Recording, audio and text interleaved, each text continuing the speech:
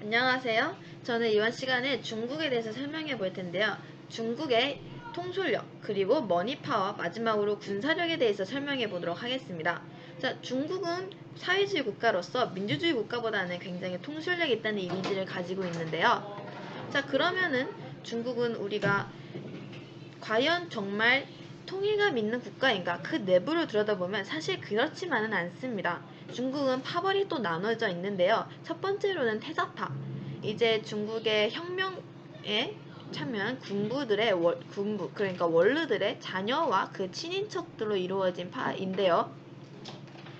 이들의 특징은 이제 하나하나가 굉장히 공신력 있는, 힘 있는 사람들이라는 것입니다. 이와 반대로 공창당이라는 파가 있는데, 이 파는 또 엘리트층의 청년들을 양성을 해서 이제 새롭게 계속 엘리트층 청년들을 들여오는 파로, 이 태자당과는 또 다르게 바퀴벌레 같은 생명력으로 이어져 가고 있는 파입니다.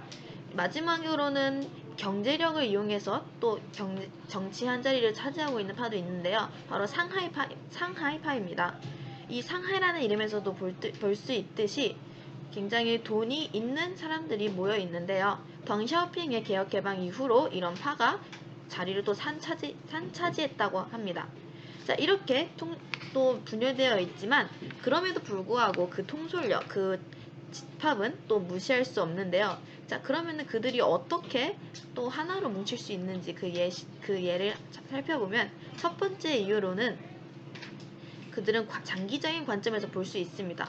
우리나라는 대통령을 매번 선출하기 때문에 그 계획이 오래 지속되지 않지만, 중국은 이제 주석을 공산당에서 선출을 하고, 또 공산당이라는 하나의 당이 정부를 이루고 있기 때문에 장기적인 계획, 100년, 200년 계획이 가능합니다.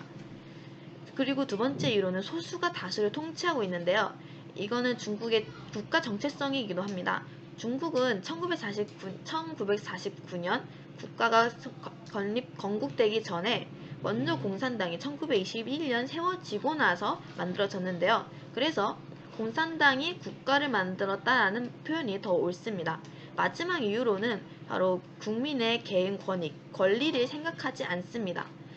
하지만 이는 안타까운 상황을 만들기도 하는데요. 옛날에 싱크홀이 생겼는데 그 안에 한 아버지와 아들이 빠졌지만 그 위에 그대로 콘크리트를 부어 메웠다는 안타까운 사실도 있었습니다. 이런 식으로 중국의 통솔력에 대해서도 다뤄보았는데요. 자, 그러면은 중국은 어떤 경제를 가지고 있냐? 중국이 이런 통솔력을 통해서, 그리고 세계 패권을 쥐고 있던 것을 우리는 알 수 있습니다. 자, 그러면 중국은 어떻게 패권을 쥐었냐? 짧게 설명해 보도록 해볼게요. 중국은 우선 우리가 기억했던 대로, 우리가 예전에 가지고 있던 인식대로 굉장히 인건비가 싼 나라였습니다. 하지만 경제 위기로 인해서 인건비가 올라갔고, 결국 인건비로 상대하는 경제가 아닌 품질로 상대하는 경제, 그것으로 승부를 볼 수밖에 없게 되었죠. 그래서 우리가 흔히 알고 있는 모방으로 유럽의 고품질과, 그리고 중국 특징인 싼 가격, 저렴한 가격에 쉽게 구할 수 있는 중국만의 위대한 나라를 만들 수 있었던 방법을 만들었습니다. 이것을 바로 우리는 산자이라고 부르지요. 그래서 중국이라는 산자를 통해서 많은 돈을 번 부자들이 생겼고, 중국 내부에서는 많은 규제들로 인해서 큰 돈을 벌 수 없자 투자자들은 이제 밖으로 세계로 뻗기 시작했습니다. 그 네 가지 형태가 있는데, 첫 번째는 자원입니다. 잠비아 광산이나 페루 같이 정부가 이제 운영할 수 없는 광산을 매입해서 그 채굴한 것을 세금을 제외하고 모두 국내로 가져갈 수 있는데요. 바로 이런 첫 번째 형태가 있고, 두 번째 형태는 바로 부동산입니다. 우리나라 제주도에서도 흔히 볼 수 있듯이 중국은 세계의 좋은 경치 혹은 도움이 될 만한 좋은 지리적 위점에 있는 위치에 있는 것들을 많이 매수했습니다. 그래서 이제 그들은 일자리가 줄어들거나 국내의 주도권을 줄어든다는 단점이 생겨버렸는데요. 우리나라도 이거를 항상 염두에 두고 그들을 어떻게 대할 것인지, 어떻게 주도권을 잡아갈 것인지 고민해 봐야겠습니다. 세 번째 형태는 기업인데요. 중국의 이제 부유층들이 늘어나자 수요가 늘었고, 그래서 그 중 한 예로 바로 캘리포니아의 나팔밸리라는 와인 기업을 통째로 사들였습니다.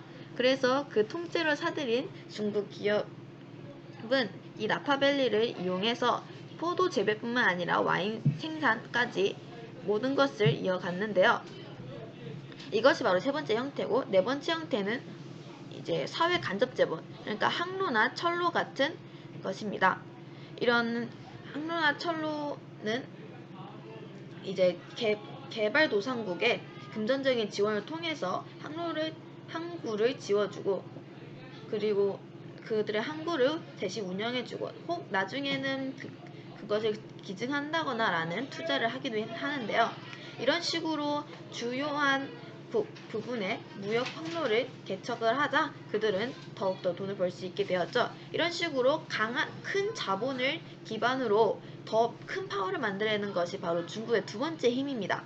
자, 마지막으로는 중국의 이제 군사력인데요. 중국 군사력은 정말 무시할 수가 없죠. 우리가 건국 70주년에 볼 수 있는 열병식에서도 볼 수 있듯이 중국은 정말 군사력이 강한 국가입니다. 물론 미국에 비하면 아직 턱없이 부족하죠. 실제로 국방비는 미국이 중국의 한 6배 정도 된다고 합니다. 그럼에도 불구하고 중국은 꾸준히 국방비가 증가하고 있고요. 이렇게 군사력이 증가하고 있으니까 무기 개발도 많이 하고 있겠죠. 그래서 대륙간 탄도미사일이라든지 잠수함이라든지 우리가 뉴스에서 많이 볼 수 있듯이 많은 개발을 하고 있습니다. 그런 만큼 또 주변에 무력 행사를 하고 있는데요. 아까 말씀드렸다시피 항구를 개척하는데 모든 나라가 그것을 환영하지 않습니다. 그리고 또 그것을 절대 지원해주지 않는 나라도 있죠. 그래서 중국은 그 변화를 만들기 위해서 어떤 무력이라도 행사하겠다라는 입장을 표하고 있습니다. 그 예로 베트남에서 한 어선과 충돌하여서 그들의